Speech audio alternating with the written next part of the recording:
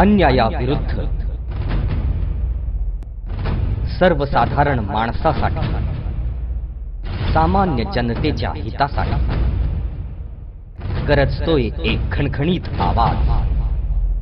अन्याय, शोषण, भ्रष्टाचार, राजकारण, गुंडगिरी, सामान्य माणूस, अपंग समाज यासाठी एकच आवाज। इंडिया न्यूज एक्सप्रेस, सत्याचा खणखणीत आवाज।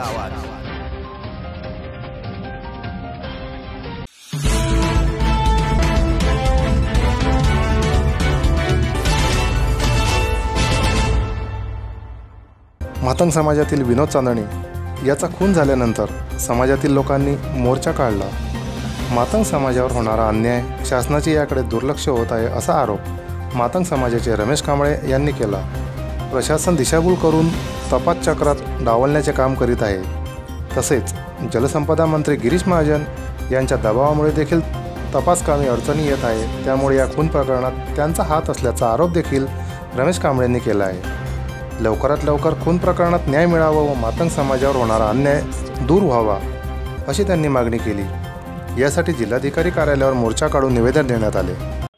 याची दिनांक 19 तारखेला निर्गुणपणे हत्या करण्यात आली। त्या हत्येमध्ये ज्या देशमुख नावाच्या माणसाला अटक झाली त्याने सांगितलं की मी याच्या डोक्यामध्ये रॉड मारला, रॉड मारल्यावर तो खाली पडला, खाली पडल्यावरती रक्त त्या ठिकाणी सांडलेलं होतं।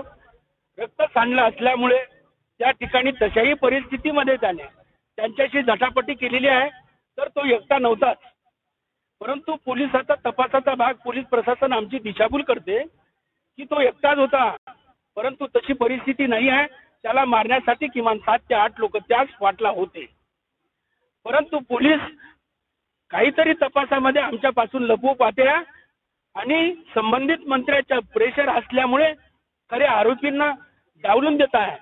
जलसंपदा मंत्री गिरीश महाजन यांचा त्या या घटनेशी संबंध आहे हे आम्ही आमच्या स्वतः तपासून बघितलेला आहे आणि म्हणून आमची खात्री झाली आहे की ह्याच जामनेर तालुक्यामध्ये आमच्या समाजावर अत्यंत भयानक असे क्रूरपणे हल्ले होतात आणि याला खतपाणी घालणारी माणसं हे दुसरे तिसरे कोणी नसून या राज्याचे जलसंपदा मंत्री आहेत असं आमचं मत आहे आणि ते पक्क झालेलं आहे।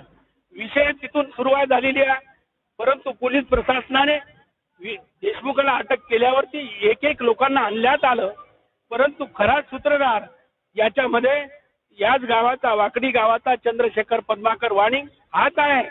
याने याच्यापूर्वी देखील सुपारी देऊन त्याला मारहाण करण्यात आलेली आहे। 27/11/2017 ची जी तक्रार आहे ती पोलीस प्रशासनाने, शासनाने मान्य केलेली आहे। जर का ती मान्य केली नसेल ते आता कुठला तरी मूळ सूत्रधार वेगळा करतायत